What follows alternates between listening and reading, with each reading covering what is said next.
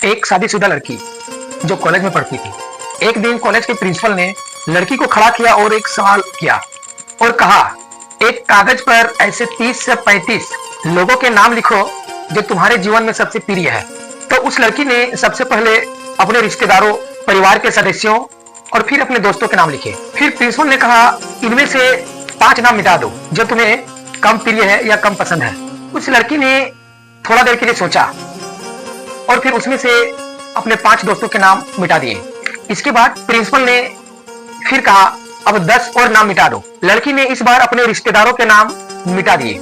इसी तरह मिटाते मिटाते अब उसके पास केवल 4 नाम बचे थे और उन 4 नाम में से माता, पिता, पति और बच्चे थे।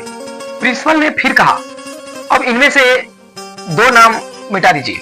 इस बार नेहा काफी परेशान हो गई थी। जैसे ही प्रिंसिपल ने कहा कि 4 में से 2 नाम मिटा दो, उस लड़की ने बहुत सोचा और फिर भारी मन से अपने बच्चों के नाम मिटा दिए और केवल अपने पति का नाम बाकी रखा। प्रिंसिपल ने उस लड़की को अपनी जगह पर जाकर बैठने को कहा और फिर पूरी कक्षा की ओर देखते हुए पूछा, क्या कोई बता सकता है कि उसने अपने पति का नाम क्यों बचाया? पूरी कक्षा में सन्नाटा था।